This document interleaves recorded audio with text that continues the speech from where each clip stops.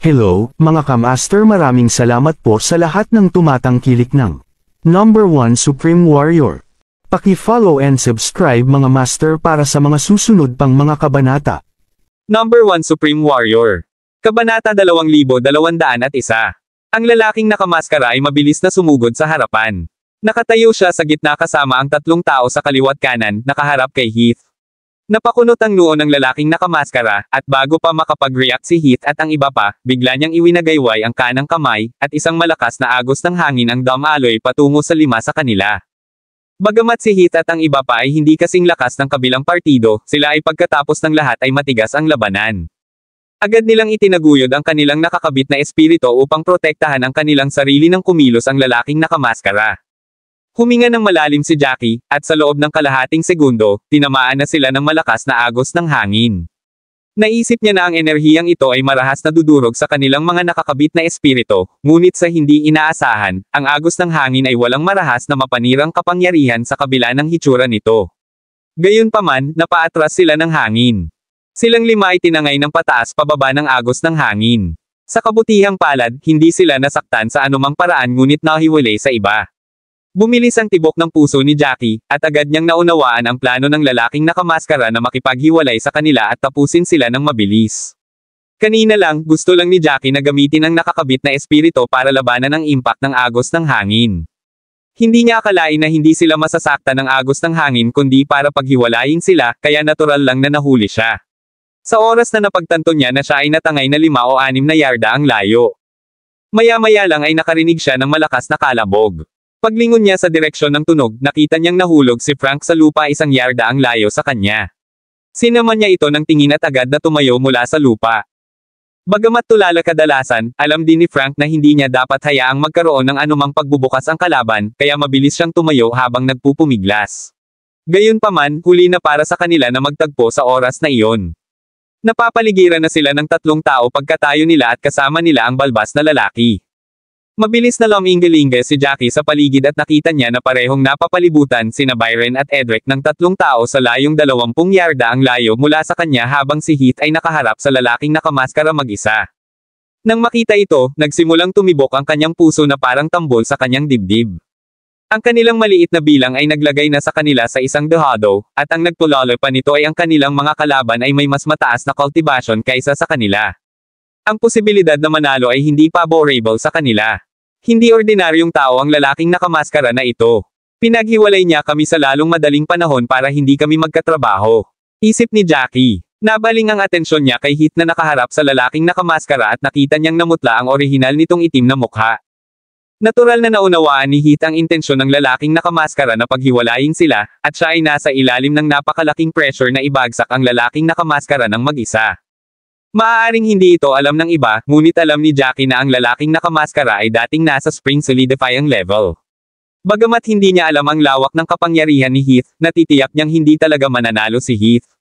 Matapos suriin ang lahat ng iyon, ibinaling niya ang kanyang atensyon sa 3 disipulo ng Corpse Pavilion na nakapalibot sa kanya.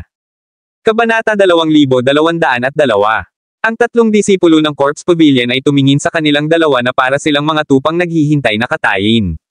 Baka sa mga mukha nila ang saya, lalo na ang balbas na lalaki na tila masarap na pagkain kina Jackie at Frank. Noon lang napagtanto ni Frank na siya ang nagdala ng problema sa kanila. Hindi agad sila inatake ng balbas na lalaki bagkus ay tinitigan si Frank ng panunuya. Hoy bata, bakit hindi ka na nagsasalita ng malaki? Nasaan na ngayon ang iyong matuwid na galit? Sino ba ang nagsabing hindi ka namin manggahas na patayin dahil sa gastos? Napalunok si Frank at nanginginig ang buong katawan. Ang balbas na lalaki ay humagalpak sa pagtawa nang makita niya kung paano kumilos si Frank, hindi iniwan ng kanyang mga mata si Frank kahit 1 segundo. Mas lalo pa kitang gustong patayin dahil sa sinabi ko. Sa lalong madaling panahon makakaranas ka ng isang kapalaran na mas masahol pa kaysa sa kamatayan. Nanginginig si Frank sa pag-iisip na pinahihirapan siya ng balbas na lalaki hanggang mamatay. Halos mainggit siya kay Jackie, na sigurado siyang bibigyan ng mabilis na kamatayan. Sa gulat, biglang itinuro ni Frank ang maskara sa mukha ni Jackie at sinabing, hindi niya ito suot na maskara bago kayo dumating. Isinuot lang niya pagkatapos, malamang alam mo kung sino siya. May sama ng loob siya sa'yo. Kung gusto mong pahirapan ang isang tao, pahirapan mo siya. Sandaling natigilan ang balbas na lalaki at ang dalawang disipulo ng Corpse Pavilion sa likuran niya, at napatingin silang tatlo kay Jackie na sabay na nakamaskara. Kumaibot ang mga sulok ng bibig ni Jackie, at mabilis niyang ibinaling ang tingin kay Frank. Namulat sa kanyang isipan na napakabilis na gumana ng isip ni Frank basta't ito ay naglalayong ibagsak ang ibang tao. Kung hindi dahil sa sitwasyong kinalalagyan nila, haanga si Jackie kung paano niya maililihis ang atensyon sa kanya habang napipilitin si Frank. Huminga ng malalim si Jackie, at sinabing, huwag kang magsinungaling, Frank. May mga dahilan ako sa pagsusuot ng maskara, ngunit wala itong kinalaman sa kanila. Siyempre, hindi aaminin ni Jackie na nakamaskara siya dahil natatakot siyang makilala siya ng lalaking nakamaskara. Natuwa si Frank sa sinabi ni Jackie. Ibinaling niya ang kanyang ulo at malakas na sinabi, hindi ako nagsinungaling. Siya ang nagsisinungaling. Kung hindi ka naniniwala sa akin, hilingin sa kanya na tanggalin ang kanyang maskara, at makikita mo. Isinusumpa ko sa buhay ng aking ina na nagsuot lamang siya ng maskara pagkatapos ninyong dumating. Ang lalaking nakamaskara ay maglulunsad ng isang pag-atake kay Heath, ngunit ang mga salita ni Frank ay pumukaw sa kanyang pag-uusisa, kaya napalingon siya sa kanila. How Jackie wished he could stalk Frank to death there and then. Kumunat ang noo niya habang iniisip na hindi na siya dapat gusot pa kay Frank. Kung magpapatuloy ang mga bagay na iyon, maaaring iwanan muna ng lalaking nakamaskara si Heath para harapin siya. Bumuga siya ng hangin, humarap kay Heath, at sinabing, Brother Heath. May mali kay Frank. Parang hellbent siya na siguraduhin hindi kami makakalabas dito ng buhay. Hindi natin siya dapat bigyan ng pagkakataong ito kaya tapusin na natin ang laban na ito sa lalong madaling panahon. Alin man iyon o susubukan naming maghanap ng bukas para makatakas. Lahat sila nasa ganoong sitwasyon dahil sa sinabi ng bastos na si Frank. Noon pa man ay kinasusuklaman ni Heath si Frank at nais niyang putulin siya sa 1,000,000 piraso. Matapos pakinggan ang mga sinabi ni Jackie ay naramdaman niyang tama siya, kahit na nagtataka rin siya kung bakit nagsuot lang ng maskara si Jackie pagkatapos dumating ang lalaking nakamaskara. Gayunpaman, hindi na niya idiniin pa ang bagay na iyon dahil wala namang ginawa si Jackie sa kanya, hindi katulad ng bastard na iyon, si Frank. Kabanata 2203. Huminga ng malalim si Heath. Mask man o walang maskara, wala siyang pakialam.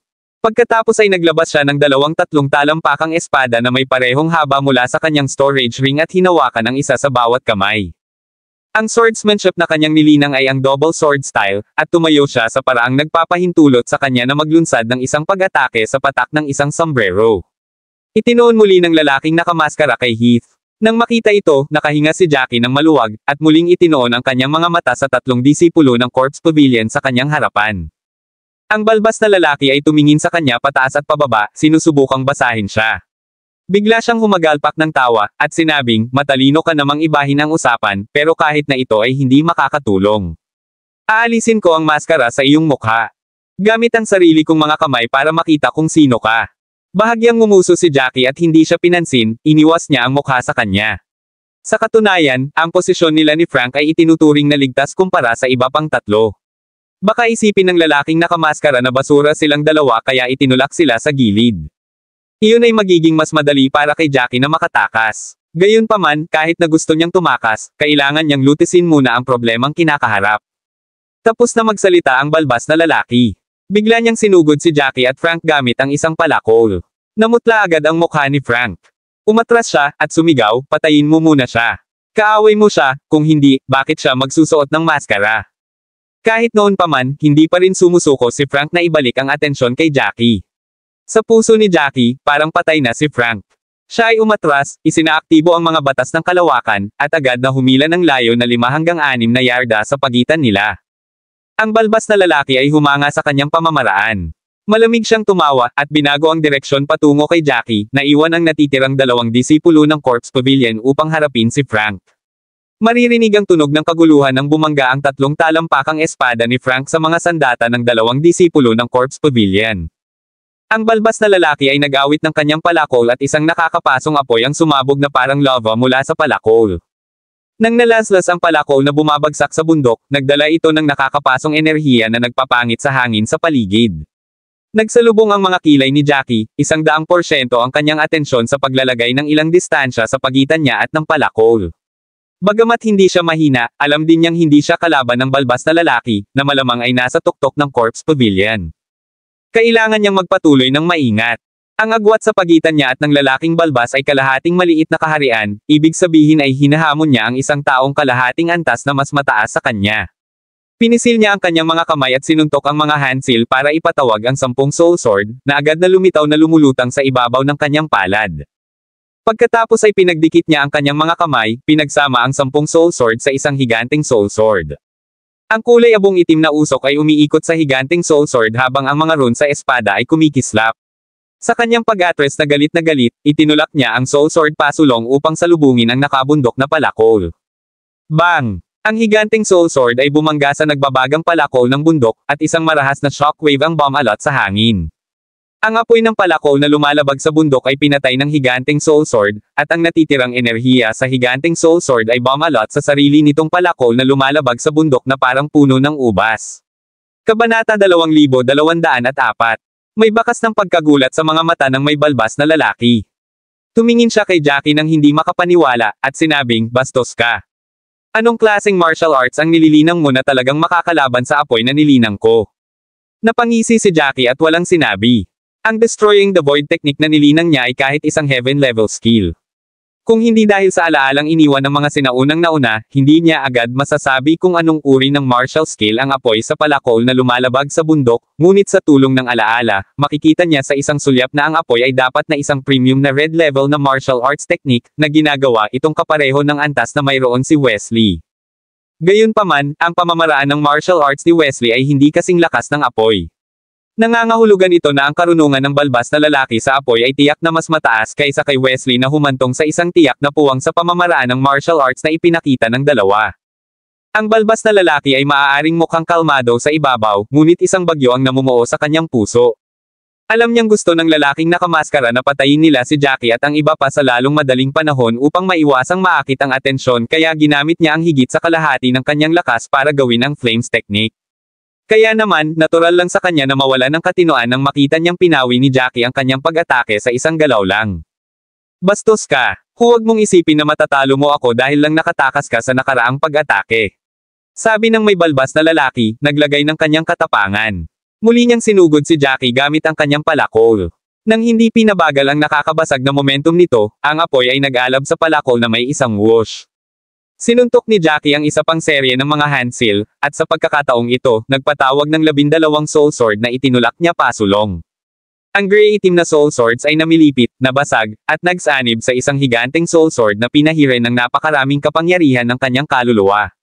Ang higanting soul sword ay umungol at nanginginig na parang ito ay may walang katapusang enerhiya. Lumabas ang mga asul na ugat sa noo ni Jackie. Bagamat ang higanting soul sword ay hindi pa rin niya pinakamalakas na combat power, medyo napapagod na siya dahil sa napakalaking soul power na ibinuhos dito. Sa sandaling dumating ang palakol, hinimok ni Jackie ang soul sword na salubungin ito ng direkta. Sa isang iglap, ang apoy at ang kapangyarihan ng kaluluwa ay nagngangalit sa isa't isa, tulad ng isang dragon na apoy na humahampas sa dagat ng soul sword habang ang aftershock ng banggaan ay tumama sa buong lugar na may malakas na hagong. Nakarinig si Jackie ng dagindong ng isang dragon at napagtanto niya na ang palakol na lumalabag sa bundok ay talagang naging isang dragon na apoy. Gayunpaman, ang higanting soul sword ay tumagos sa puso nito, at ito ay humahampas at umaatungal ng baliw, hindi makawala sa sarili. Sa sumunod na segundo, naglaho ang apoy na dragon at ang higanting soul sword ay bumangga sa palakol. Hindi! Sigaw ng may balbas na lalaki, at nagsimula siyang umatras, ngunit ang soul sword ay parang linta na nakakabit sa balat.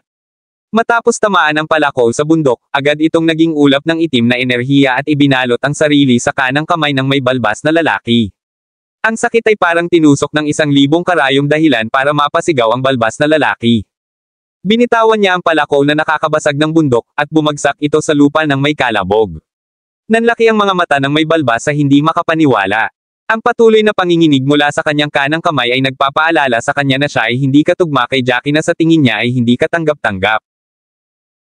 Chapter 2205. Who the hell are you? Siguradong itinatago mo ang iyong paglilinang. Walang paraan ng isang intermediate na yugto ng isang likas na antas ng disipulo ay maaaring talunin siya ng ganito. Hindi lamang siya nagtamo ng mabibigat na pinsala, ngunit nahulog din ang kanyang armas. Siya ay magiging isang katatawanan kung ang mga salita ay lumabas tungkol dito. Ang mga makapasok sa Secret Place for Resources ay lahat ay may mataas na ranggo sa mga asosasyon ng clan. Natural na nakilala niya ang mga humamon sa mga mas mataas sa kanilang mga antas. Sa katunayan, mayroon siyang kakayahang gawin ito, ngunit iyon ay medyo nagsasalita lamang.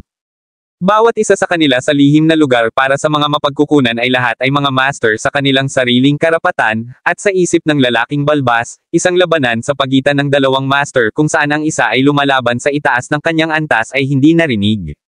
Maliban na lamang kung ang Panginoong iyon ay tulad ng taong nakamaskara, na sa pamamagitan lamang ng talento ay sapat na upang madaig siya, at sadyang ibinaba ang kanyang sariling kultibasyon upang makapasok sa lihim na lugar ng mga mapagkukunan. Sa oras na iyon, lahat ay puno ng kanilang mga kamay sa kanilang sariling labanan, kaya ang tanging nakakita sa nangyari sa pagitan ng balbas na lalaki at ng labanan ni Jackie ay si Frank at ang iba pang pinakamalapit sa kanya. Ginawa talaga ni Jackie na ihulog ng may balbas ang kanyang sandata. Nanlaki ang mata ni Frank at hindi makapaniwalang tinitigan si Jackie at ang balbas na lalaki. Nilalabanan pa rin niya ang dalawang disipulo ng Corpse Pavilion na tila may mataas na kamay. Bagamat ang kanyang talento ay naglagay sa kanya sa tuktok ng ranggo sa Modeled Origin Clan, hindi pa rin siya katugma sa mga disipulo ng Corpse Pavilion na ang talento ay higit sa karaniwan. Nagwawala na siya, at muntik nang mabugbog hanggang sa maubo ng dugo, habang ang isang braso niya ay dumudugo ng husto dahil sa sugat ng espada. Ang sakit ay naging sanhi ng pagkunot ng kanyang noo, at ang malamig na pawis ay umaagos sa kanyang mukha. Hindi niya inasahan na ang bastos na may balbas ay matatalo kay Jackie. Paano ito posible? Niloloko ba ng lalaking balbas ang sarili niyang kapangyarihan? Tanong ng gulat na si Frank. Base sa pagtataka sa kanilang mga mukha, nakita rin ng dalawang disipulo ng Corpse Pavilion na nasa tapat niya ang nangyari.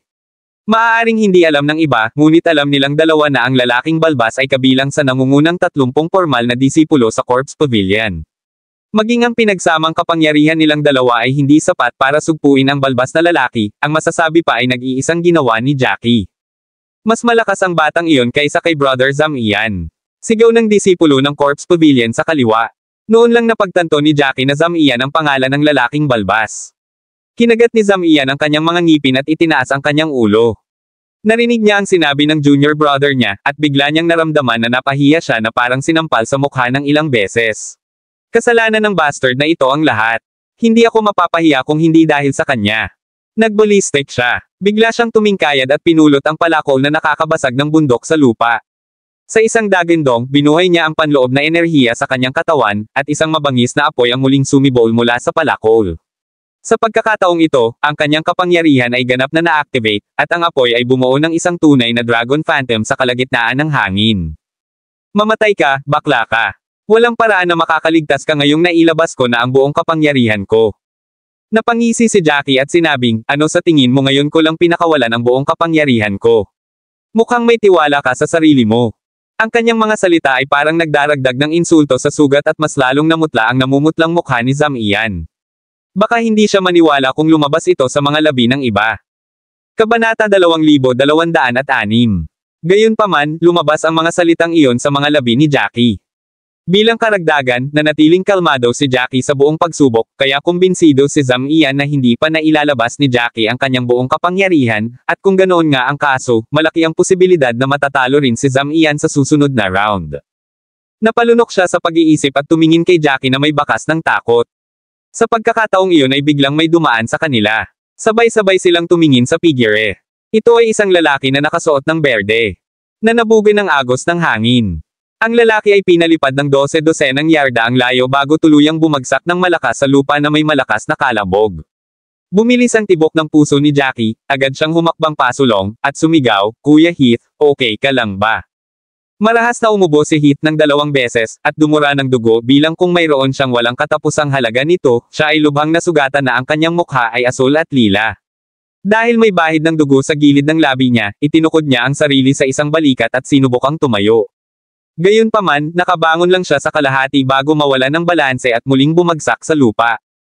Biglang inikot ni Jackie ang ulo para harapin ang lalaking nakamaskara, na walang pinagkaiba sa dati. Maging ang mga sulok ng kanyang damit ay malinis at walang bahid ng alikabok, na para bang wala siya sa labanan. Bago ang laban, alam na ni Jackie sa kanyang puso na walang kalaban-laban si Heath sa lalaking nakamaskara, ngunit hindi niya inaasahan na ganoon kalaki ang pagitan ng dalawa. Masyado siyang nakatutok sa sarili niyang pakikipaglaban sa may balbas na lalaki at walang oras na mag-alala tungkol sa iba, ngunit kahit ganoon, masasabi niya kung gaano kalakas ang lalaking nakamaskara mula sa kalunos-lunos na estadong kinaroroonan ni Heath. Muling umubo si Heath ng 2 subo ng dugo. Kinulayan ng pula ang open space mula sa kanyang dugo na ikinatakot ng lahat na naruroon. Hindi na nila kailangang suriin ang mga pinsala ni Heath upang malaman na siya ay malubhang nasugatan. Tahan na, Kuya Heath. Malakas na sigaw ni Byron. Si Edric at ang kanyang sitwasyon ay medyo delikado rin, ngunit kumpara kay Frank, sila ay mas malakas. Bagamat hindi pa rin sila kalaban sa 3 disipulo ng Corpse Pavilion na nasa harapan nila, gayunpaman, makakalagpas sila. Masasabi ni Jackie na in terms of the battle situation over there, hindi magtatagal hanggang sa matalo silang dalawa. Ang lalaking nakamaskara ay tila nawala ng interes sa laban matapos niyang ibagsak si Heath, dahil ang kanyang mga mata ay nakatuon sa patay na siyam na kuko na sawa. Nang makita ito, napabuntong hininga si Daryl, iyon ay isang kapalaran sa mga kasawian. Akala siguro ng lalaking nakamaskara ay kakayanin ng ibang mga disipulo ang iba pa sa kanila, kaya hindi na niya kailangan pang tulungan sila. Kumunat ang noo ni Zamian. Gusto niyang humingi ng tulong sa lalaking nakamaskara, ngunit sa pagtingin sa sitwasyon, halatang walang balak ang lalaking nakamaskara na gawin iyon dahil naniniwala siya sa kanilang kapangyarihan. Kabanata 2207. Napabuntong hininga si Zamian sa loob. Tiyak na tatataken siya ng taong nakamaskara na mahina kung humingi siya ng tulong sa kanya ngayon. Ayaw niyang mag-iwan ng masamang impresyon, kaya kinagat niya ang bala. Napapikit si Jackie at biglang may naisip na plano. Ito na ang pagkakataon niya para makatakas dahil nasa ibang lugar ang atensyon ng lalaking nakamaskara. Kung hindi siya umalis noon, namatay na sana siya kasama ng iba. Sa pag-iisip nito, na-activate niya ang kanyang panloob na enerhiya at pinakawalan ang kanyang pinakamalakas na kasanayan. 15 soul sword ang lumitaw sa kanyang palad. Matagumpay niyang na-condensed ang 15 soul sword sa soul hall pagkatapos ma-absorb ang shattered soul crystals. Ang 15 soul sword na iyon na naglalabas ng kulay abong itim na kinang ay ang trump card ni Jackie, na puno sila ng hindi maarok na kapangyarihan habang umiikot sila sa palad ni Jackie. Naramdaman ni Zamian na bumilis ang tibok ng puso niya nang makita niya ang soul swords. Masama ang kutob niya sa kanila. Gayunpaman, wala siyang ibang pagpipilian maliban sa labanan si Jackie ng direkta, kaya nagngangalit siya at naghanda para sa laban ng kanyang buhay. Gayunpaman, bago iyon, ibinoling niya ng husto ang kanyang ulo upang tingnan ang 2 disipulo ng Corpse Pavilion na nakikipag-away kay Frank, at sinabing, ano ang pinagtatawanan ninyong dalawa? Tapusin mo siya ngayon. Sa katunayan, ang talagang ibig niyang sabihin ay lumapit at tulungan mo ako kapag natapos mo na si Frank. Ang 2 disipulo ng Corpse Pavilion ay hindi nagpakawala ng kanilang buong kapangyarihan dati, ngunit ginawa ito pagkatapos nguyain ni Zamian. Kaagad, pinaandar nila ang kanilang panloob na enerhiya at sinisingil si Frank na may balak na patayin siya doon at pagkatapos. Ang disipulo ng Corpse Pavilion sa kaliwa ay sumuntok ng isang serye ng mga selyo ng kamay, at ang hindi mabilang na nagninangas na mga bungo ay nagsimulang umikot ng ligaw sa kanyang sibat. Sa isang dagandong, sinaksak niya ng sibat ang dibdib ni Frank. Namutla sa takot ang mukha ni Frank, at mabilis niyang na-activate ang internal energy para makatakas. Habang ginagawa niya iyon, nasulyapan niya sa gilid ng kanyang mata si Jackie, at biglang may naisip na plano. Walang kupas, tumungo siya sa direksyon ni Jackie. Siya ang dahilan ng lahat ng kasawian. Magiging bukas siya upang makatakas kapag binago ng 2 disipulo ng Corpse Pavilion ang target kay Jackie. Humanga siya sa katalinuhan niyang gumawa ng ganoong plano. Sa kabutihang palad, natutunan niya ang isang kasanayan sa martial arts na ginamit lalo na sa pagtakas na tinatawag na 7 steps gun. Kaya lang, hindi pa niya napag-aralan ang kasanayan. Hindi banggitin na ang kasanayan ay kumonsumo ng maraming panloob na enerhiya upang ilabas ang buong potensyal nito, kaya maaari niya lamang itong gamitin ng isang beses. Iyon ang kanyang one-shot sa pagliligtas sa kanyang sarili, kaya karaniwang hindi niya ito gagamitin hanggat kinakailangan. Sumipa siya sa lupa at bumaril kay Jackie na parang palaso. Sa ilalim ng impetus ng kanyang panloob na enerhiya, nagawa niyang umabant ng buong bilis. Ang sibat na nakatutok sa kanyang puso ay tumusok sa lupa ng malakas na putok sa halip, at ang umiikot na naglalagablab na mga bungo ay sumabog sa sandaling tumama ang sibat sa lupa, sumipa ng ulap ng usok at alikabok na agad na hamarang sa paningin ng lahat. Matapos ang sunod-sunod na pagsabog, narinig muli ni Jackie ang nakakainis na boses. Sinasabi ko, Kuya Jackie, napakalakas mo, kaya hindi mo ba ako tulungang ibagsak ang 2 iyon? Inikat ni Jackie ang ulo niya at tinignan ng masama si Frank.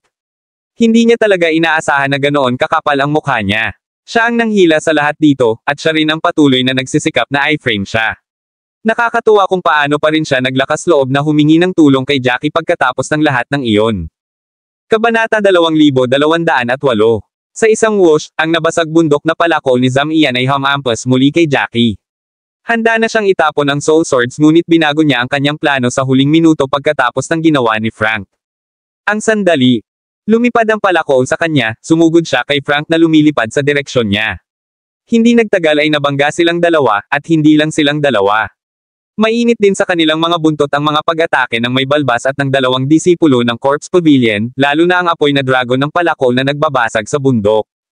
Naramdaman ni Frank ang pagbagsak ng kanyang puso sa kanyang tiyan. Baliw ka ba? Bakit hindi mo muna iwaksi ang atake ni Zam Ian? Ngumisi si Jackie. Hindi ba iyon ang sinadya ni Frank kung gagawin niya iyon? Agad namang naintindihan ni Frank ang nasa isip ni Jackie nang makita ang pagngisi sa mukha nito. Sa kasong ito, ikaw at ako ay mamamatay ng magkasama. Angal niya nang tamaan na silang dalawa ng atake. Tinaas ni Jackie ang kanyang noo. Hindi man lang niya ito pinansin. Itinulak niya ang kapangyarihan ng mga batas ng kalawakan sa limitasyon nito at umatras sa layong 20 yarda na may isang hakbang lamang. Ito ang kauna-unahang pagkakataon na itinulak ni Jackie ang mga batas ng kalawakan sa ganoong antas, at nagkaroon siya ng malaking panloob na enerhiya. Kasabay nito, naapektuhan din nito ang kanyang mga meridian, ramdam niya ang mahinang pagpintig ng mga ito pagkatapos gamitin ang kasanayan. Naputol ang kanyang hininga, at nang iangat niya ang kanyang ulo, nakita niya ang hindi makapaniwalang mga mata ni Frank. Paano maaaring nakatayo si Jackie sa tabi niya sa isang segundo, at pagkatapos ay umiwas sa layong 20 yarda sa susunod? Sa pagkakataong ito, ang lahat ng mga pag-atake ay napunta kay Frank, na humiyaw, tulong. Gayunpaman, huli na ang lahat. Walang darating para iligtas siya kahit sumigaw siya hanggang sa namamaos ang boses niya. Sa isang malakas na putok, nilamon siya ng Fire Dragon at ng mga bungo. Nag-iba-iba ang marahas na enerhiya, tumalsik ang dugo at laman, at isang malaking butas ang natangay kung saan nakatayo si Jackie ilang sandali lang ang nakalipas. Sa sobrang bagbog ni Frank ay wala ni isang buo na bahagi sa kanyang buong katawan. Sa isa pang kisap mata, tumigil siya sa paghinga. Siya ay patay na kahit isang multo ay tila mas buhay kaysa sa kanya. Sumingit si Jackie, at naisip na isang kahihiyan na namatay si Frank nang napakabilis, hindi niya ginawa. Pahirapan pa siya. Mapapawi lamang ang kanyang galit kung nagawa niyang pahirapan siya bago siya ipadala sa impyerno. Kuya Frank. Histeryosong sigaw ni Edric, sa sandaling huminga si Frank. Gayunpaman, gaano man siya sumigaw, hindi nito maibabalik si Frank mula sa mga patay. Napakunot ang noo ni Jackie dahil hindi niya inaasahan na magiging ganoon kalalim ang backlog ng magkapatid ni na Frank at Edric. Halatang nakalimutan na ni Edric na dahil kay Frank kaya sila nakaluhod sa gulo. Nakahinga ng maluwag si Jackie. Inilibot niya ang kanyang tingin sa paligid at nakumpirma na ang kanyang posisyon ay nasa labas ng battle range. Siya ay ganap na makakatakas hanggat siya ay patuloy na pasulong. Wala siyang nararamdaman para sa mga taong kakakilala pa lang niya, at kahit na sila ay isang koponan sa maikling panahon, ito ay isang katotohanan din na bawat isa ay may lihim na motibo sa paggawa nito. Kabanata 2209. Kung ang pagkakataong makatakas ay ibibigay sa iba, tiyak na sasamantalahin nila ito ng walang pag-aalinlangan, kaya natural lang kay Jackie na gawin iyon. Huminga siya ng malalim at agad na nagpasya sa kanyang puso. Tumalikod siya, itinuro ang kanyang mga daliri sa paa, at nagmamadaling lumabas sa kabilang direksyon. Biglang umalangaw-ngaw ang malakas na hangin sa kanyang mga tainga, tila isang mabangis na hayop ang mainit sa kanyang paghabol. Napalingon siya, at bumilis ang tibok ng puso niya nang makita ang lalaking nakamaskara sa likuran niya. Ang bilis ng lalaking nakamaskara ay ilang beses na mas mabilis kaysa kay Jackie. Sa loob ng ilang segundo, pinaiklinan niya ang distansya nila ni Jackie. Sa ganitong bilis, hindi magtatagal bago niya tuluyang maabyutin si Jackie. Isang lamig ang bumalot sa puso ni Jackie na para bang nabuhusan siya ng malamig na tubig. Bakit bigla na lang akong sinundan ng lalaking nakamaskara ng malinaw na nakatutok siya sa sawa na may siyam na kuko? Habang siya ay nag-iisip, at tumatakbo para sa kanyang buhay na galit, isang masamang boses ang umalangaw-ngaw sa kanyang tainga, naaalala ko kung sino ka ngayon. Parang hindi nagsisinungaling ang lokong iyon. Nagsuot ka ng maskara dahil nakilala mo ako. Hindi ka ba namatay sa Cliff of Sorrows? Paano ka nakapasok sa secret place for resources? Lalong nagpalamig sa puso ni Jackie ang mga salita ng lalaking nakamaskara. Talagang nakilala niya siya na siyang pinakamasamang sitwasyon kailanman. Sigurado siyang hindi siya papakawalan ng lalaking nakamaskara ng ganoon kadali ngayong nakilala na niya ito. Pagkatapos ng lahat, sa loob ng napakaraming taon, walang sino man ang nakaalis sa Cliff of Sorrows, at ang mga maaaring nagtatago ng isang uri ng lihim. Huminga ng malalim si Jackie at hindi nagsalita. Muli niyang isinaaktibo ang kanyang panloob na enerhiya at galit na ginamit ang mga batas ng kalawakan upang makatakas sa kabilang direksyon. Sa kasamaang palad, siya ay nilinang lamang sa maikling panahon at walang espesyal na escape martial arts na kasanayan, kaya maaari lamang umasa sa mga batas ng kalawakan upang humila ng ilang distansya sa pagitan nilang dalawa. Bagamat hindi alam ng lalaking nakamaskara kung paano gamitin ang mga batas ng kalawakan, ang bilis nito ay hindi nahuhulog sa likod ni Jackie at patuloy na pinaikli ang distansya sa pagitan ng dalawa. Hindi kinailangan ng isang rocket scientist na malaman na ang lalaking nakamaskara ay naigal-inang ng ilang uri ng bilis ng pagtaas ng kasanayan sa martial arts. Malamig na tumawa ang lalaking nakamaskara nang makitang tutok na tutok si Jackie sa pagtakbo kaya wala siyang lakas na magsalita sa kanya. Hoy bata, sa tingin mo ba makakatakas ka sa akin? Baka iwan kong buo ang bangkay mo kapag sumuko ka ngayon. Ito ay ang pinakadelikadong sitwasyon na naranasan ni Jackie. Bagamat ang kasalukuyang paglilinang ng lalaking nakamaskara ay nasa huling yugto pa lamang ng likas na antas, natitiyak ni Jackie na siya ay mas malakas kaysa sa karaniwang tao na may parehong antas. Ang dahilan kung bakit nagawang hamani ni Jackie ang mga nasa itaas ng kanyang antas ay dahil mayroon siyang napakalakas na kasanayan sa martial art, at ang mga diskarte sa martial arts na kanyang nilinang ay ang pinakamahusay sa pinakamahusay, pagsasama-sama ay maaari nilang isara ang agwat sa pagitan ng mga antas, ngunit ang lalaking nakamaskara ay mayroon ding ganitong kalamangan. Ang dati niyang level ay ang spring solidifying level na ibig sabihin malamang ay mayroon siyang earth level martial arts technique. Bilang karagdagan, ang kanyang pambihirang mga talento ay tiyak na magbibigay daan sa kanya upang linangin ang mga diskarte sa martial arts sa antas ng pagiging perpekto. Ang lahat ng ito at ang pagkakaiba sa antas ay hindi nagbigay ng kumpiyansa kay Jackie na kaya niyang manalo laban sa lalaking nakamaskara. Not to mention, Jackie had a feeling that the masked man has more than one martial arts technique up his sleeves. Siyempre, para maging senior brother sa iba, dapat ay marami siyang karanasan sa pakikipaglaban, at tinansya ni Jackie na wala pang 20% ang tsansa niyang manalo laban sa kanya. Kaya naman, siguradong hindi makikipag-away si Jackie sa lalaking nakamaskara. Kabanata 2210. Umaasa lang si Jackie na makakatagpo siya ng mga taong makakapagligtas sa kanya habang tumatakas. Gayunpaman, ang huni na tunog sa kanyang mga tainga ay naging mas galit nang ang pag-iisip ay nag-flash sa kanyang isipan. Napalingon siya sa gilid at laking gulat niya na mas lalong bumilis ang takbo ng lalaking nakamaskara. Wala pang 20 yarda ang layo niya sa kanya. Nagdilim ang mukha niya. Malapit na siyang atakihin ng lalaking nakamaskara, at pagkatapos noon ay wala nang magagawa si Jackie kundi makipaglaban sa kanya, na lubhang makakabawa sa kanyang bilis. Ngumisi ang lalaking nakamaskara, at sinabing, mukhang hindi ka susuko hanggat hindi kita nabubugbog, o ang sikretong taglay mo ba ay talagang karapat-dapat na mamatay. Gusto siyang palakpakan ni Jackie, ngunit napigilan niya ang kanyang galit. Ninitian lang siya ng lalaking nakamaskara, at nagsimulang magtipon ang purple-black energy sa kanyang kanang kuko. Ang lilang itim na enerhiya ay gumawa ng isang kaluskos na tunog na tila ito ay nilikha sa pamamagitan ng pagkondensasyon ng hindi mabilang na mga kidlat. Hindi na kinailangan pang lumingon ni Jackie para tingnan ang lakas para maramdaman ang napakalaking kapangyarihan nito. Pinagpapawisan siya at naging iritek ang tibok ng puso niya. Alam niyang kahit isang brush ng pag-atake ng lalaking nakamaskara ay magpapabagal sa kanya, at sa oras na iyon, game over na ito para sa kanya. Mabilis niyang ginamit muli ang mga batas ng espasyo, itinulak ito sa limitasyon. Nakasalalay sa huling pagkakataong ito kung makakatakas siya mula sa sandaling iyon. Siguradong nalaman ng lalaking nakamaskara ang plano ni Jackie, dahil malamig niyang sinabi mula sa likuran, isuko mo na. Wala kang pagkakataon. Pakiramdam ni Jackie ay lalong nagiging marahas ang enerhiya sa likod niya. Hindi na niya kailangan pang tumingin para malaman na ito ay isang pause mula sa paparating na paglipat ng lalaking nakamaskara. Gayunpaman, ang dalawa sa kanila ay biglang nakarinig ng isang pag-click na tunog mula sa malayo, na tila isang mekanismo ay na-activate. Pareho silang natigilan sa tunog, at sabay na lumingon sa likod at nakita na ang lugar na ilang daang yarda sa likuran nila ay nababalot ng bahagyang kulay abong enerhiya. Nanlaki ang kanilang mga mata sa takot nang ang kulay abong enerhiya ay mabilis na dumaloy patungo sa kanila sa bilis na hindi nakikita ng mata. Saglit lang ang kanilang pagkabigla dahil sa sumunod na segundo, ang kulay abong enerhiya ay agad na bumalot sa kanila bago pa man sila makapag-react. Pakiramdam ni Jackie ay parang itinapon siya sa kumunoy, at hindi makawala ang kanyang mga paa. Ang kanyang mga tenga ay tila nakaharang ng isang hindi nakikitang earplug dahil tanging mga mahinang boses lamang ang kanyang naririnig na tila may sumisigaw o nagmamakaawa. Napabuntong hininga si Jackie. Pakiramdam niya ay mababaliw na siya, at naisip niyang magbitiw na lang siya sa kanyang kapalaran. Ang sitwasyon ay lampas sa kanyang kontrol, at kailangan niyang maglaro sa pamamagitan ng tainga. Sa pagkakataong iyon ay nakarinig siya ng lagaslas na parang may bumubuhos na tubig sa kung saan. Sa susunod na segundo, nahulog siya mula sa hangin at bumagsak sa lupa ng may malakas na putok. Buti na lang at unti-unting nawala ang malagkit na pakiramdam. Nang muli niyang imulat ang kanyang mga mata, nakita niyang nakarating siya sa isang hindi pamilyar na lugar.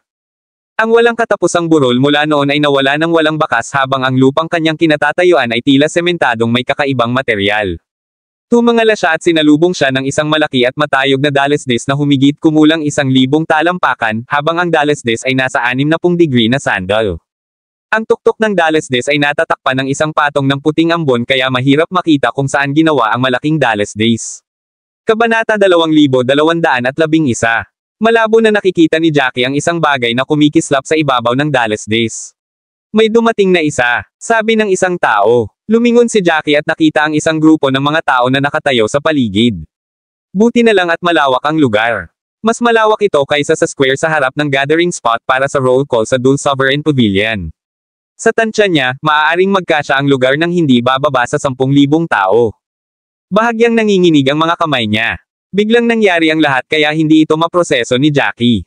Isang segundo ang nakalipas, siya ay nasa isang buhay o kamatayan na sitwasyon at handang mamatay, ngunit sa sumunod na segundo, natagpuan niya ang kanyang sarili sa isang hindi pamilyar na lugar na may hindi pamilyar na mga mukha na nakatayo sa paligid niya. Bagamat iba ang pananamit ng mga tao doon, maaaring hulaan ni Jackie mula sa kanyang pangkalahatang pagkaunawa sa West Cersei State na ang ilan sa mga tao ay mula sa Thousand Leaves Pavilion, Modeled Origin Clan, at Dul Sovereign Pavilion. May isang grupo ng mga tao na hindi niya maaninag sa unang tingin, ngunit pagkatapos ng masusing pag-aaral, nakilala niya na sila ay isang clan association sa ilalim ng Corpse Pavilion. Isang magaspang na kalkulasyon ang ginawa ni Jackie sa kanyang isipan at tinansya na mayroong mahigit 100 tao ang naruroon na halos kabuo ang bilang ng mga taong nakapasok sa Secret Place for Resources. Sa madaling salita, doon nagtipon ang mga taong pumasok sa Secret Place for Resources. Muling tumunog ang sunod-sunod na mga ingay kaya napalingon si Jackie sa direksyon na pinanggalingan nito. Doon, nakita niya ang ilang tao na nahulog mula sa hangin patungo sa bukas na lupa tulad niya. Gulat na gulat ang mga mukha nila, hindi alam kung paano sila nakarating doon. Anong lugar ito? Bakit ang daming tao dito? Kuya Callum, bakit ka nandito? Saan pa ba ako dapat? Hindi mo ba nakikita na lahat ng taong nakapasok sa Secret Place for Resources ay nagtitipon dito?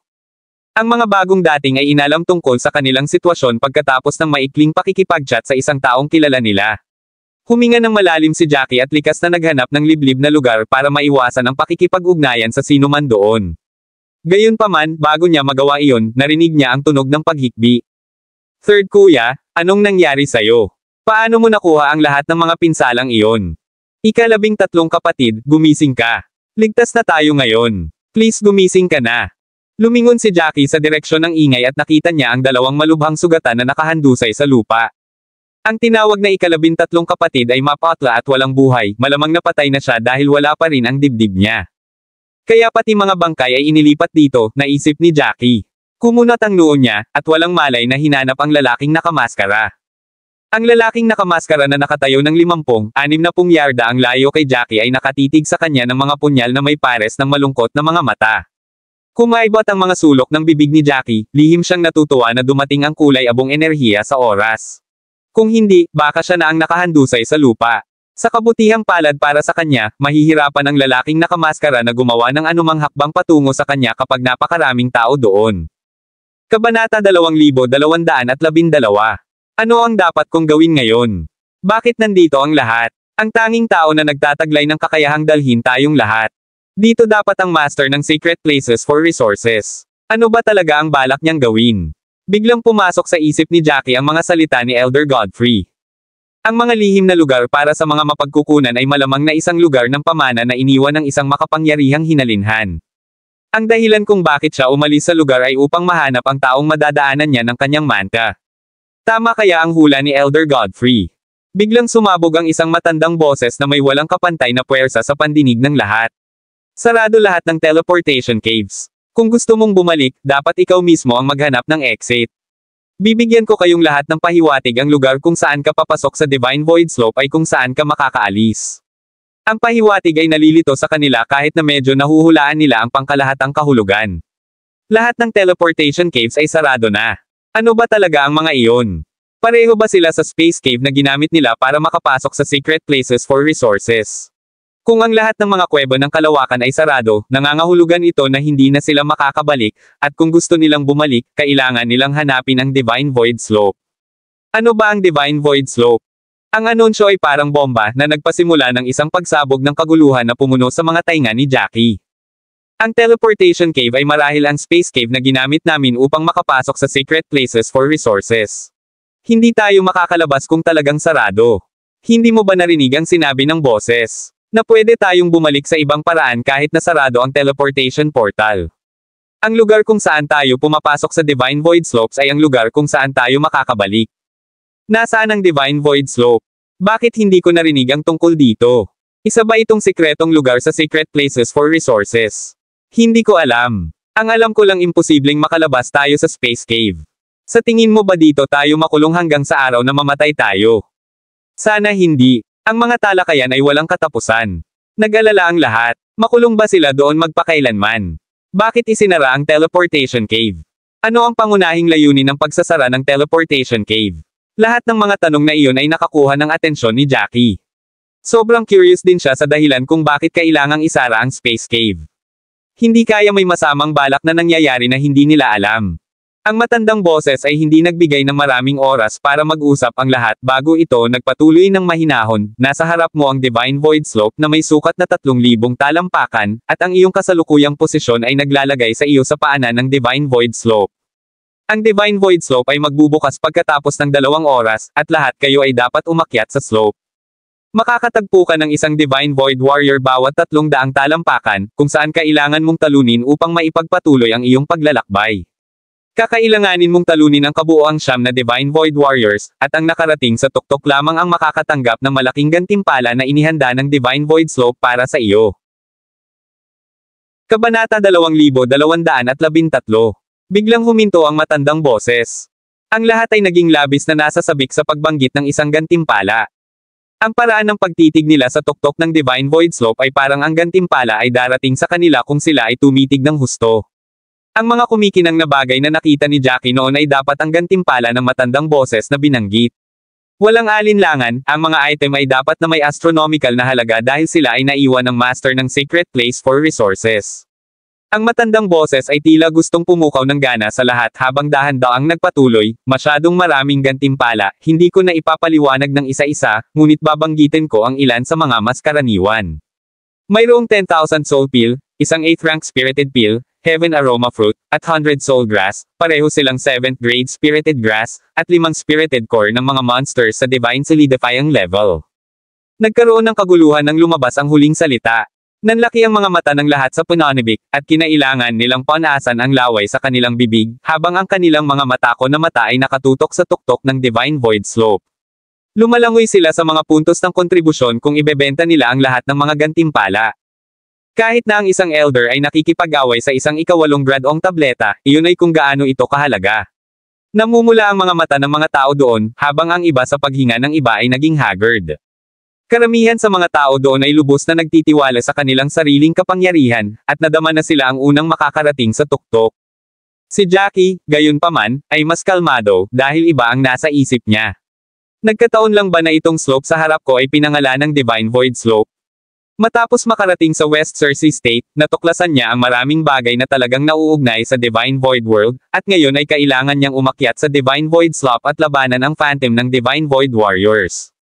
Ang lahat ay masyadong nagkataon para sa kanyang kagustuhan, at kung ito ay hindi isang pagkakataon, kung gayon ito ay nangangahulugan na ang lihim na lugar para sa mga mapagkukunan ay hindi mapaghihiwalay na nauugnay sa Divine Void World. Bigla niyang naalala ang eksena sa Cliff of Sorrows, ang 10 Absolute Trap Array na hindi dapat lumitaw sa mundong ito, at ang bangkay na nakaukit ng mga rune sa labas ng Trap Array. Ang lahat ng iba't ibang mga palatandaang ito ay nagtuturo sa katotohanan na ang West Cersei State ay tiyak na nauugnay sa Divine Void World noong sinaunang panahon. Huwag kang masyadong magpakasaya. Pagkatapos umakyat sa Divine Void Slope, ang martial arts skills na ginagamit mo sa iyong internal energy para i-activate ay mapipigilan sa isang tiyak na lawak, sabi ng matandang boses. Nadama ng lahat na iyon ay isang nakatagong kahulugan sa likod ng mga salita, at sinimulan nilang pag-isipan ito. Agad na nanlaki ang mga mata ni Jackie, at may sumagi sa isip niya, ngunit hindi siya sigurado kung ito ay totoo. Nagpatuloy ang matandang boses, bibigyan kita ng 2 oras para makapagpahinga. Ang Divine Void Slope ay magbubukas pagkatapos ng 2 oras. Tandaan, lahat ay lalaban sa siyam na Divine Void Warriors bawat 300 talampakan na iyong inaakyat. Pagkasabi nito, tumahimik ang matandang boses, na para bang hindi ito lumitaw. Ang bawat isa ay magkakaroon ng 2 oras na pahinga. Karamihan sa kanila ay hindi na kailangan ng oras para magpahinga dahil wala silang naubos na enerhiya sa oras na naroon sila. Sa halip, ginugol nila ang kanilang oras sa pagtalakay ng mga paksa tulad ng pag-akyat sa Divine Void Slope, kung kanino nagmamay-ari ang lumang boses, ano ang layunin ng pag-set up ng Divine Void Slope, at kung ano ang magiging pinakamagandang reward sa itaas. Nagsalubong ang kilay ni Jackie. Naglakad siya papunta sa Divine Void Slope at tumingin sa taas. Kabanata 2214. Habang ang Divine Void Slope ay natatakpan ng manipis na patong ng ambon, hindi niya natukoy kung saan ginawa ang slope. Habang ang kanyang mga iniisip ay nakatuon dito, narinig niya ang isang malinaw na boses na biglang lumabas sa kanyang mga tainga. Ikaw dapat si Junior Brother Jackie. Biglang lumingon si Jackie at nakita niya ang isang gwapong lalaki na nakasuot ng damit na Dul Sovereign Pavilion na nakatayo sa likuran niya. Nakatingin ang lalaki kay Jackie na may magiliw na mga mata. Pagkatapos ng ilang pagpapakilala sa sarili, nalaman ni Jackie na ang taong ito ay isang napiling disipulo ng Dul Sovereign Pavilion, si Nelson Lester. Si Nelson ay mukhang mas malakas kaysa kay Griffin. Itinuro niya ang isang lugar na 100 yarda sa likuran niya. Ang lahat ng mga disipulo ng Dul Sovereign Pavilion ay nagtitipon doon. Bakit hindi mo kami samahan doon? Tumango si Jackie. Bilang isang disipulo ng Dul Sovereign Pavilion, maaaring mabuli siya ng iba kung hindi siya sasali sa team. Upang maiwasan ang kanyang sarili na masangkot sa mga kaguluhang ito, sinundan niya si Nelson sa lugar ng pagtitipon ng mga disipulo mula sa Dul Sovereign Pavilion.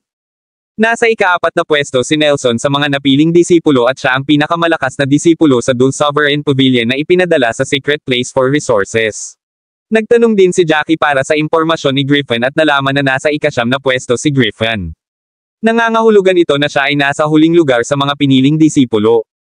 Nang ang lahat ng mga tao ay dinala sa Divine Void Slope sa pamamagitan ng kulay abo na kapangyarihan, marami sa kanila ang nakapasok na sa lihim na lugar para sa mga mapagkukunan sa loob ng maraming araw. Nakatagpo na sila ng maraming mapanganib na sitwasyon. Kasama sa panganib ang mga halimaw na hayop at iba pang mga tao. Bukod sa Dul Sovereign Pavilion, ang lahat ng iba pang mga sekta ay dumanas ng ilang pagkalugi. Gayunpaman, ang mga disipulo ng Dul Sovereign Pavilion ay ganap na buo at wala ni isa sa kanila ang nasugatan. Matapos dalhin si Jackie sa gathering spot ng Dul Sovereign Pavilion, lahat ay tumingin sa kanya na may kakaibang tingin sa kanilang mga mata. Kung tutuusin, hindi sila pamilyar ni Jackie dahil ngayon lang siya sumapi sa sekta. Bago siya naging huling disipulo ni Elder Godfrey, isa lang siyang informal na disipulo. Kung ikukumpara kay Jackie, mas naging malapit ang kanilang relasyon sa isa't isa. Sa bagay, simula pa lang ay nasa tabi na nila ang isa't isa. Ang mga taong pinakakilala ni Jackie ay ang magkapatid na Olsen. Gayunpaman, ang dalawa sa kanila ay nagkaroon ng isang mahigpit na relasyon ni Jackie. Akala ko hindi nakita makikita dito pero mukhang ang swerte mo talaga. Hindi ka pinatay ng sino man o nilamon ng mga halimaw na hayop gamit ang iyong intermediate stage na likas na antas sa pakikipaglaban. Mahinang sabi ni Griffin. Nang magsimula siyang magsalita, ang iba pang mga disipulo ng Dul Sovereign Pavilion ay tumingin sa kanila at ang kanilang mga mata ay kumikislap sa pagitan nina Jackie at Griffin. Marami sa kanila ang nagtataka kung paano naging magkaaway ang dalawa na walang kinalaman sa isa't isa. Napaawang ang sulok ng bibig ni Jackie. Alam niyang hindi siya papakawalan ni Griffin ng madali at siguradong may sasabihin siyang masama kapag nagkasalubong sila. Gayunpaman, si Jackie ay hindi isang tao na magpapahintulot sa iba na lampasan siya. Si Griffin ay patuloy na nagdudulot sa kanya ng gulo at ang sitwasyon ay tindi lamang kung hindi lalaban si Jackie. Tumawa si Jackie at mahinahong sinabi, "Same to you." Natigilan si Griffin at parang ilang sampal ang natamo sa mukha nang marinig ang sinabi ng mga ito. Galit na galit si Griffin kaya nagdilim ang mukha niya. B*****, how dare you? Malamig na tinignan ni Jackie si Griffin. Ano ang sinabi ko na karapat-dapat sa mga ganyang komento mula sa iyo? Sinabi ko lang na pareho ako ng nararamdaman. Hindi ba ako pinapayagang lumaban kapag hinayaan mo akong bastyusin ako? Kabanata 2215. Kinuweway ni Griffin ang kanyang manggas. Kung walang nakatayo sa harapan niya, susugod na sana siya para hawakan ang kwelyo ni Jackie at sasampalin siya ng 2 beses. Sa tingin mo ba hindi kita kikilos kapag ilang beses mo na akong nilabanan? Kahit na nasa ilalim ka ng proteksyon ni Elder Godfrey, wala ka sa amin, ang mga piniling disipulo. Madali kitang papatayin kung gusto kong gawin iyon. Wika ni Griffin habang nagngangalit ang mga ngipin at parang lalamunan na niya si Jackie. Malamig na tumawa si Jackie. Tulala talaga si Griffin. Paano niya nasabi ang ganoong bagay? Ang pagpatay sa magkapatid na angkan ay isang seryosong krimen at ang nagkasala ay mapaparusahan kahit saan man ito mangyari. Gayunpaman, dinala ni Griffin ang bagay na ito nang hindi nagpipigil. Siguradong nagdilim ang ekspresyon ng mukha ni Nelson nang marinig ang sinabi ni Griffin.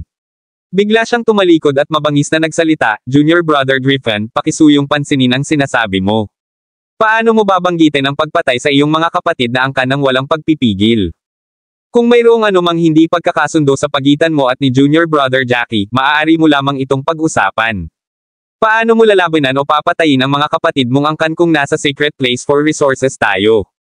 Hinikayat ng nakatataas na pamunuan ng mga sekta ang mga away sa pagitan ng kanilang mga alagad dahil ang matinding labanan ay maaaring mapabuti ang kakayahan ng mga alagad sa pakikipaglaban. Gayunpaman, ang pagpatay sa isa't isa sa labas ng sekta ay hindi mapapatawad. Si Griffin ay tila takot na takot kay Nelson. Kumaibot ang sulok ng kanyang bibig at inilibot niya ang kanyang mga mata kay Nelson bago tumingin kay Jackie. Tama si Senior Brother Nelson pero galit na galit ako sa kanya. Pinagkakaguluhan ako ng lalaking ito kaya nagmamadali akong nasabi. Nagtaas ng kilay si Jackie. Ang taong ito ay talagang mahusay sa misrepresenting ang mga katotohanan. Siya ang nagdulot ng gulo kay Jackie pero pinatunog niya na si Jackie ang palaging nagdudulot ng gulo sa kanya. Kung nangyari ito sa ibang tao, maaaring hindi sila magsabi ng anumang bagay upang ipagtanggol ang kanilang sarili dahil maaaring makalimutan ang bagay sa lalong madaling panahon. Gayunpaman, ayaw ni Jackie na tiisin ito. Lumingon siya at tumingin ng diretso kay Griffin. Senior Brother Griffin, nagkakamali ka dahil ikaw ang palaging nagdudulot ng gulo sa akin. Bakit parang ako ang naging dahilan ng gulo mo? Wala akong sinabi nung umakbay ako pero siniraan mo ako ng sarcastic. Ako ba ang nagpapahirap sa'yo? Kinurot ko ba ang bibig mo at pinagsasabihan ka ng sinabi mo? Pinabulaanan lang kita sa pagsasabing may nararamdaman din ako sa'yo at sumabog ka na parang pas ang naapakan ng buntot. Lahat ng mga disipulo mula sa Dulce Sovereign Pavilion ay tumingin kay Jackie na nagtataka. Hindi nila inaasahan na si Jackie ay magsasalita ng ganito kadiretso. Agad namang nagtinginan ang mga taong nakapaligid sa kanila dahil interesado sila sa nangyayari. Mukhang hindi maganda ang pagtatapos ngayon. Galit na galit si Griffin kaya nagdilim ang ekspresyon ng mukha niya habang bahagyang nanginginig ang mga kamay niya. Dapat suicidal ka. Ngumisi si Jackie. Senior Brother Griffin, sumusobra ka na. I'm never suicidal but I won't stop anyone if they want to kill yourself by coming to me. Kumunat ang noo ni Nelson at walang magawang sumulyap kay Jackie. Sa hindi inaasahan, si Jackie ay hindi isang taong hahayaan ito ng madali. Nagtaas siya ng kamay para pigilan si Jackie. Dapat tumigil na kayong dalawa sa pag-aaway. Magkaklan kayo at nasa pampublikong lugar tayo. Kung ayaw ninyong tumigil, isusumbong ko ang inyong mga aksyon sa pinuno ng sekta. Sa panahong iyon, kayo na ang magdurusa sa mga kahihinatnan. Napatigil si Griffin sa pagsasalita nang marinig ang sinabi ni Nelson. Gayunpaman, galit na galit siya sa sinabi ni Jackie. Natigilan man siya sa pagsasalita ay tinitigan niya ng masama si Jackie na para bang gustong kumagat ng karne sa katawan ni Jackie. Kabanata 2216. Hindi pinansin ni Jackie ang tingin ni Griffin, lumingon at tumangging tumingin sa kanya bago naglakad ng 2 hakbang pasulong upang makarating sa gilid kung saan nagtitipon ang mga disipulo ng Dulce Sovereign Pavilion. Wala siyang pagnanais na makialam sa mga taong ito at gusto lamang niyang hintayin ng mapayapa ang Divine Void Slope upang ma-activate. Ang interlude ay nagdulot ng malungkot na kalooban sa mga disipulo ng Dulce Sovereign Pavilion. Si Brooke, ang pinakamagaling sa mga formal na disipulo, ay sumulyap kay Jackie bago siya lumingon at ngumiti sa iba.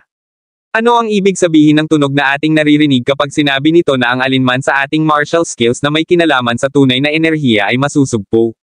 Natural na sumama sa usapan ng mga tao nang baguhin ni Brooke ang paksa. Sinabi ng kapatid ni Griffin na si Howard, sa tingin ko ito ay medyo simple. Sinasabi sa amin ng boses na kapag natapakan na namin ang Divine Void Slope, ang martial skill na gagawin namin ay mapipigilan. Nangangahulugan ito na haharap tayo sa tiyak na pagtutol kapag nakikipaglaban tayo sa Divine Void Warrior. Humalaklak si Nelson at umiling. Kung ganoon ang kaso, maaari niyang nabanggit na masusupol kami kapag umakyat kami sa Divine Void Slope. Bakit niya nabanggit na ang martial skills na nangangailangan ng activation ng ating true energy ay masusupol? Malinaw na makita na mayroong ilang nakatagong agenda sa kanilang sinabi. Napataas ang kilay ni Jackie nang marinig ang usapan nila. Lalo siyang naniwala sa ideyang lumabas sa kanyang isipan. Kung tama siya, ang Divine Void Slope ay walang alinlangan na nauugnay sa Divine Void World. Dahil ito ay nauugnay sa Divine Void World, kung gayon siya. Habang nag-iisip siya, may narinig si Jackie na yabag na papalapit sa kanya. Lumingon siya at nakita ang 5 hanggang 6 na tao na papalapit sa mga lugar ng pagtitipon ng mga disipulo ng Dune Sovereign Pavilion. Mula sa pananamit ng mga taong ito, alam niya na ang mga taong ito ay mula sa Modeled Origin Clan. Ang lahat ng mga alagad mula sa alam ng North ang tungkol sa mga isyu sa pagitan ng Modeled Origin Clan at Dune Sovereign Pavilion. Kahit na ang mga disipulo mula sa Timog ay nakarinig ng masamang relasyon sa pagitan ng dalawang sekta. Pinandilatan ng mga tao sa paligid ang mga disipulo mula sa Modeled Origin Clan nang papalapit sila sa lugar ng pagtitipon ng mga disipulo ng Dune Sovereign Pavilion. Ang taong nakatayo sa harap ay tila isa sa mga pinuno. Mukha siyang gwapong young master dahil matangkad at maganda. Gayunpaman, napakaseryoso ng ekspresyon ng mukha niya. Pamilyar na pamilyar si Jackie sa taong nakatayo sa likod ng pinuno. Ang disipulo ng Modeled Origin Clan ang nakipag-alyansa sa kanya, si Edric Clo. Si Edric daw ay nasa masamang kalagayan. Ang kanyang kanang kamay ay ganap na nakabenda, at siya ay nakapyang. Namamaga ang kaliwang bahagi ng mukha niya at halatang sugatan. Matapos mamatay si Frank, tumakas si Jackie. Tumakbo siya habang hinahabol siya ng lalaking nakamaskara at hindi niya magawang pansinin ang iba. Walang ideya si Jackie kung ano ang kinakaharap ni Edric at ng iba pa pagkatapos niyang umalis. Gayunpaman, sa hitsura ng mga sugat sa katawan ni Edric, alam ni Jackie na hindi nila nalabanan ang pag-atake at nasugatan sila ng mga alagad mula sa Corpse Pavilion. Sinulyapan ni Edric ang mga tao mula sa Dune Sovereign Pavilion bago tuluyang tumingin kay Jackie. Nandyan si Jackie White, sabi ni Edric habang nakaturo kay Jackie. Napakunot ang noo ni Jackie at nagtaka kung ano ang ibig niyang sabihin sa sinabi nito. Pinaikit ni Theo Garfield ang kanyang mga mata habang sinusukat niya si Jackie. Sumulyap siya kay Nelson at binati si Nelson. Tumugon si Nelson sa pamamagitan ng pagtango na may ngiti sa labi. Alam niyang narito ang taong ito na may masamang intensyon. Kung tutuusin, imposibleng narito ang kabilang partido para batiin siya bilang sekta nila at maraming isyu ang Modeled Origin Clan. Higit pa rito, hindi nila lubos na kilala ang isa't isa. Gayunpaman, kailangan pa rin niyang gawin ang mga kinakailangang pagpapakilala. Humalaklak si Nelson at itinuro ang lalaking namumuno sa mga alagad ng Modeled Origin Clan. Ito ang napiling disipulo ng Modeled Origin Clan, Theo Garfield. Kabanata 2217. Natarantang sinulyapan ni Nelson si Jackie bago ito nagsalita, I wonder what business you have by visiting US here. Malamig nang umisi si Theo, alam niyang wala siyang sinabing masama. Sa halip, tumingin siya kay Jackie at sinabing, Junior Kuya Jackie, alam mo bang namatay na ang ating junior brother Frank? Napangiti si Jackie sa isip. Una niyang inakala na narito sila para sa ibang bagay, ngunit tila ito ay tungkol lamang sa pagkamatay ni Frank. Walang pag-aalinlangan na tumanggo si Jackie. Alam ko, at nakita ko siyang namatay ng sarili kong mga mata, pero ano ang kinalaman nito sa akin? Hindi ako ang pumatay sa kanya. Mukhang may gustong sabihin si Edric pero pinigilan niya ang sarili. Napangisi si Theo dito. Nagkakamali ka. Walang nakakita kung paano namatay si junior brother Frank, at ikaw ang pinakamalapit sa kanya nang mangyari ito. Higit pa riyan, kayong dalawa ay may masamang dugo sa isa't isa, at walang maniniwala sa iyo kung sasabihin mong walang kinalaman sa iyo ang pagkamatay niya. Nanlamig ang ekspresyon ni Jackie nang marinig ang sinabi ni Theo. Ano ang ibig niyang sabihin doon? Sinisikap nilang sisihin ito sa kanya. Alam ni Jackie kung paano namatay si Frank dahil si Frank ang naglagay sa kanyang sarili sa lahat ng problemang iyon. Bakit sinisisi si Jackie kung ang ginawa lang niya ay siguraduhing makuha ni Frank ang gusto niya? Ngumisi si Jackie at bahagyang tumaas ang boses bilang tugon, Senior Brother Theo, your remark is quite absurd. Ano ang sinusubukan mong sabihin? Are you trying to say na ako ang pumatay kay Frank? Hindi ba sinabi sa iyo ng iyong mga kapatid na angkan na napapaligiran din ako ng mga kalaban ng mamatay si Frank? Nahuli kami sa isang labanan, at sinasabi mong tumalikod ako para patayin si Frank sa halip na makipaglaban sa mga disipulo ng Corpse Pavilion. Pinaikit ni Theo ang kanyang mga mata. Nakita ng aking junior na kapatid na tumakas ka at iniwan si Frank sa kanyang sariling mga mata. Lahat ng pag-atake ay dumapo sa aking nakababatang kapatid, at nakaligtas ka. Hindi nakaimik si Jackie dahil sa galit. Paano nasabi ni Theo ang bagay na iyon? Dapat ba siyang nanatili at namatay kasama si Frank? Nais ng lahat na mabuhay. Higit pa rito, hindi niya lubos na kilala si Frank, at mayroon silang sama ng loob. Bakit kailangan niyang mamatay kasama si Frank? Ang mga salita ni Theo ay talagang walang katotohanan. Kitang-kita niya na nandito si Theo para manggulo. Kumunot ang noo ni Nelson at sinulyapan si Jackie bago hininaan ang boses habang nagtatanong, anong nangyayari? May kinalaman ka ba sa pagkamatay ni Frank? Huminga ng malalim si Jackie at nagbigay ng maikling paliwanag tungkol sa nangyari, at pagkatapos ay lumingon si Nelson para tingnan si Theo na nakakunot ang noo. Nakikita ng lahat doon na narito si Theo para manggulo. Base sa nangyari, hindi nagkamali si Jackie. Namatay si Frank dahil napakabagal niya sa kanyang pagtatangka sa pagtakas, at wala itong kinalaman kay Jackie. Bagamat hindi lubos na kilala ni Nelson si Jackie, sila ay mga disipulo mula sa iisang sekta. Sinasadya ni Theo ang mga problema sa kanila, at nangyari ito nang walang anumang dahilan. Senior Brother Theo, malalayo ka na, wika ni Nelson, ang kanyang boses ay maririnig na mahigpit. Ang aking junior brother na si Jackie ay walang kaugnayan kay Frank, nagkataon lang na naging kaalyado sila ng panandaliang sandali. Kabanata 2218.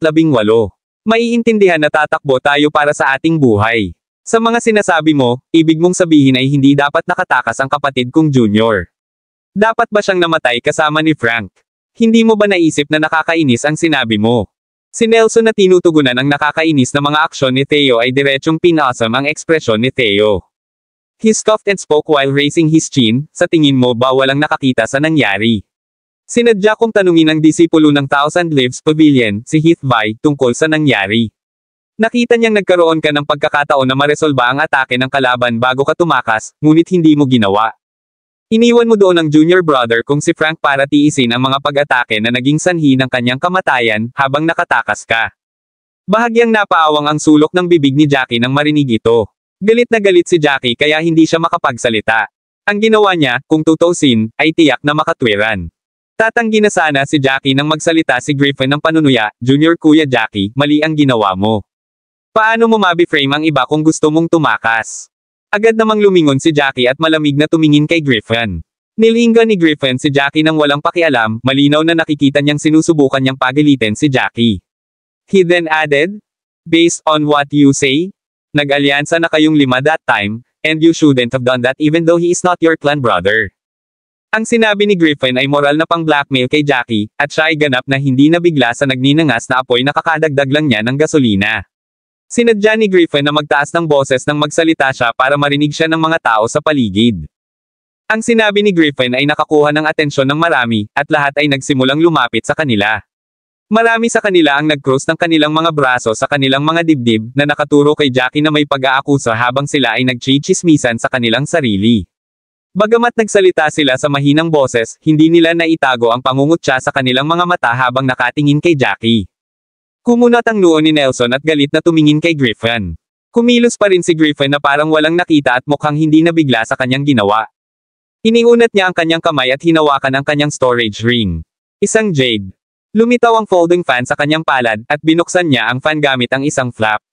Kinawian ni Griffin ang pamaypay sa kanyang kamay.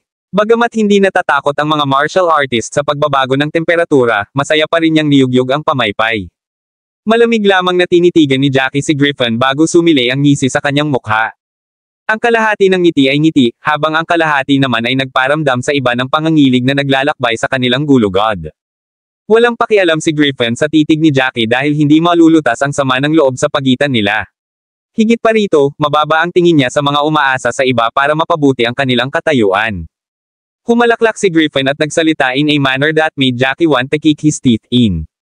Junior Kuya Jackie, bakit ka ganyan makatingin sa akin? May nasabi ba akong mali? Maaari mong ituro ito kung sa tingin mo ay may mali sa sinabi ko. Malamig na sagot ni Jackie, hanga ako, Senior Brother Griffin. Kaya mong gawin ang lahat para lang matupad ang kasuklam-suklam mong mga hiling. Tumaas ang kilay ni Griffin. Junior Kuya Jackie, anong ibig mong sabihin? Ano ang ginawa ko para maging karapat-dapat sa mga ganoong komento mula sa iyo? Bagamat noon pa man ay gusto mong sir-on ang iba, mangyaring iwasang gawin ito ngayon. Kaya kung bitawan ang mga nangyari sa nakaraan, pero masama kung sir-on mo ako ngayon kapag maraming tao sa paligid natin. Inihagis ni Griffin ang lahat ng pag-iingat sa hangin at gumawa ng mga bagay para lang sir-on si Jackie. Nakikita ng lahat na may sama ng loob sa kanilang dalawa, ngunit hindi nila alam kung paano at kung ano ang nangyari sa pagitan nila. Kabanata 2219. Ang biglaang pagbanggit ni Griffin na minsang siniraan siya ni Jackie ay naging sanhi ng hindi pagkakaunawaan ng iba na ginawa ito ni Jackie sa nakaraan. Nagtaas ng kilay si Jackie. Senior Brother Griffin, humanga ako na kaya mo lang gumawa ng mga bagay-bagay. Dahil nabanggit mo na siniraan kita, maaari mo bang sabihin sa lahat kung ano ang kasinungalingan na sinabi ko at ang aking mga paninirang puri sa iyo? Napabuntong hininga si Nelson. Alam niya na kung hahayaan niyang magpatuloy ang usapin, hindi ito magiging kapaki-pakinabang para kay Jackie at sa Dul Sovereign Pavilion. Kaya, iniunat niya ang kanyang kamay at pinigilan si Jackie sa pagsasalita bago siya nagmamadaling pumunta kay Griffin. Pagkatapos ay binalaan niya si Griffin ng may malamig na ekspresyon, Junior Brother Griffin, pakisuyong pansinin ang iyong mga salita. Dahil walang kinalaman sa iyo ang usapin, ipaubaya mo na sa akin at kay Junior Brother Jackie. Walang sinabi noon si Griffin dahil natatakot siya kay Nelson at sa parusa mula sa sekta. Gayunpaman, wala itong ibig sabihin para sa kanya na gumawa ng ilang mga komento sa puntong ito dahil sinaktan ni Jackie ang mga tagalabas at narito upang magdulot ng gulo kay Jackie.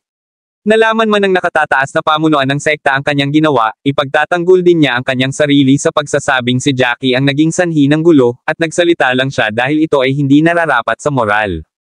Tumawa si Griffin nang maisip niya ang paliwanag na ito at walang pakialam na nagsalita, "Mali ka, Senior Brother Nelson. Pakiramdam ko ay hindi nararapat na kunin natin si Jackie sa lahat ng oras." Mali ang ginawa ni Jackie. Sinunod naman ni Theo ang sinabi niya, "Tama. Nalampasan na ni Jackie ang linya, at kung gagawa siya ng panibagong hakbang, nakaligtas sana ang aking nakababatang kapatid sa pag-atake." Sinadya niyang umiwas sa pag-atake at hinayaan niyang mamatay ang junior kong kapatid. "Kahit na hindi ka kamag-anak ng aking junior na kapatid, kakampi mo sa puntong iyon at mga kasamahan. Binabaliktad mo ang kapatid ko sa junior ko sa ginawa mo. Dapat pagbayaran ng isang immoral na taong tulad mo ang ginawa mo." Inilagay si Jackie sa isang pedestal, at mukhang pinapuna nila si Jackie bilang isang kasuklam-suklam, immoral na kontrabida na walang kabutihan. Ang sinabi ni Theo ay nagdagdag ng gatong sa apoy, at maraming tao ang tumitingin kay Jackie nang may pagkamuhi halata ang pagkasuklam sa kanilang mga mata. Diretso pang ang sinabi ng ilang tao, "Hindi karapat-dapat ang gayong kasuklam-suklam na tao na tumayo kasama natin o makipaglaban para sa mahalagang kayamanan sa Divine Void Slope kasama natin." Tama na yan. At sinubukan pa niyang maglabas ng mga baluktot na paliwanag. Akala ko isa siyang maunawang tao, pero sa halip ay isa siyang kasuklam-suklam at walang hiyang tao. Ang matatalim na komento ay umalangaw-ngaw sa tenga ni Jackie, ngunit nanatiling walang kibo si Jackie na parang wala siyang narinig. Sa katunayan, matagal nang narinig ni Jackie ang mga ganoong komento. Gayunpaman, ang mga reaksyon ng karamihan ay naging sanhi ng labis na pagkasabik ni Theo. Intensyon niyang i-frame si Jackie sa isang kasuklam-suklam na tao na walang birtod upang lahat ay magtipon upang salakayin si Jackie. Walang sinabi si Jackie at nakatutok lang kay Edric na nakatayo sa likod ni Theo. Nakita niya kung paano ibinaba ni Edric ang mga mata para tumitig sa lupa habang nakasimangot. Dahan-dahang dumilat si Edric na parabang naramdaman niyang nakatingin sa kanya si Jackie. Agad siyang umiwas ng tingin nang makitang nakatitig sa kanya si Jackie. Napakunot ang noo ni Jackie nang makita ang reaksyon ni Edric. May mali sa kanya. Kabanata 2220. Nagkaroon ng mali sa buong bagay. Biglang tumangala si Jackie at sinabi kay Theo, "Nabanggit mo na nakita ni Senior Brother Heath ang buong bagay." "Oo." Nagalit siya sa nangyari at sinabi niya sa iyo ang lahat, "Tama ba ako?" Lumibot ang tingin ni Theo sa paligid, ngunit hindi nagtagal ay kumalma siya at tumango. "Totoo yan. Nadama ni Junior Brother Heath na napakalayo mo na. Walang sino man ang maaaring tumanggap ng gayong kasuklam-suklam na mga aksyon, kaya naman sinabi niya sa akin ang lahat ng dahil sa katwiran. Huwag subukan at makipagtalo na walang nakita si Junior Brother Heath. Bagamat tinamaan na siya ng husto noong mga oras na iyon, hindi naman siya ganoon kaproblema. Yung iba nakatutok sa kanya-kanyang laban, pero nagkaroon siya ng oras para obserbahan ang lahat habang nag-aaway kayo. Iyon ay kung paano niya nasaksihan kung gaano kakasuklam-suklam. Itinaas ni Theo ang kanyang ulo at dibdib habang nagsasalita siya ng matuwid, na parabang siya ay isang mensahero ng hustisya na sinasaway si Jackie, ang kasuklam-suklam at walang hiyang kontrabida. Humalaklak si Jackie at nagsimulang tumawa nang marinig ang sinabi ni Theo, at hindi mapag-aalinlanganan ang pangungutya ni Jackie sa kanyang pagtawa. Bigla siyang tumingin sa kung saan nagtitipon ang mga disipulo ng Thousand Leaves Pavilion. Kung ikukumpara sa kanilang panig, ang ibang lugar ng pagtitipon ay mas tahimik. Ilan sa kanila ay nagmumuni-muni habang nakakross ang mga paa. Totoong nasugatan ng husto si Heath sa pakikipaglaban sa lalaking nakamaskara. Siya rin ay nagmumuni-muni sa sandaling iyon, at siya ay sobrang putla habang ang kanyang paghinga ay mababaw. Naalala pa rin ni Jackie kung gaano karaming dugo ang isinuka ni Heath nang siya ay nasugatan at bumagsak sa lupa, ngunit natagpuan pa rin niya ito sa kanya upang ipahayag ang nangyari kay Theo, kahit na pagkatapos niyang bumuga ng dugo upang bumalot sa buong lupa. Talagang malaya si Heath para magawa iyon. Agad namang kinutya ni Griffin ang nakakatang na tawa ni Jackie. Bakit ka tumatawa? Sa tingin mo ba nakakatuwa ang mga matuwid na salita ng iba? Pa rin. Naiintindihan ng mga kasuklam-suklam na tulad mo na mag-isip ng mga aksyon ng ibang tao para maging nakakatawa ang hustisya. Sanay na si Griffin sa paninirang puri sa iba. Kinutya niya si Jackie sa nilalaman ng kanyang puso at ganap na walang kasalanan sa paggawa niyan, masyadong. Galit na galit si Nelson kung kaya't iniunat niya ang kanyang ulo na namumulang pula ang mukha. Junior Brother Griffin, pwede bang tumigil ka na sa pagsasalita? Wala kang kinalaman sa bagay na ito, at dapat kang umiwas dito. Huwag mong kalimutan na kahit anong gawin ni Junior Brother Jackie, siya pa rin ang Junior Brother mo. Agad na tumayo si Griffin nang marinig ang sinabi ni Nelson. Tama ka, si Senior Brother Nelson Jackie ang aking nakababatang kapatid anuman ang kanyang ginawa. Gayunpaman, hindi ko kayang tiisin ang gayong pagtataksil. At hindi matuwid na tao. Pinagtawanan ito ni Nelson at itinigil ang kanyang pagtatangka. Alam niyang hindi mapigilan ni Griffin ang sarili, kahit ano pa ang sabihin nito. Maaari lamang niyang payagan si Griffin na magpatuloy sa pagpapakitang gilas. Halos hindi nag-react si Jackie nang harapin ang mga akusasyon at mapanuksong tingin ng mga tao sa paligid niya. Hindi naramdaman ni Jackie na wala ito, ngunit natanto niya ang mahalagang punto ng issue. Pakiramdam ni Jackie ay may kakaibang nangyayari nang sumugod si Theo para tanungin siya. Malapit ba si Theo kay Frank? Bakit siya tinanong ni Theo? Bakit tumanggi si Edric na harapin siya? Bakit si Heath, na lubhang nasugatan at nasa lupa na sumusuka ng dugo, ay nagsabi kay Theo tungkol sa nangyari? Bukod sa kanyang sarili, si Heath ang isa pang taong napupuot kay Frank. Kung hindi pinansin ni Frank ang kanyang mga salita at hindi gaanong sinabi para magalit ang lalaking nakamaskara, ligtas na sana silang umatras. Hindi na sana nila mararanasan ang nakakainis na bagay mamaya. Hindi rin masasaktan ng husto si Heath. Ang Divine Void Slope ay malapit nang ma-activate, at lahat ay mag-aaway sa mga mahahalagang bagay noon. Si Heath ay lubhang nasugatan kaya wala siyang lakas ng loob na umakyat sa Divine Void Slope. Maraming salamat mga Kamaster sa walang sawang pagsusubaybay, isang like, share, and subscribe naman dyan mga Kamaster. Abangan ang susunod pang mga kabanata.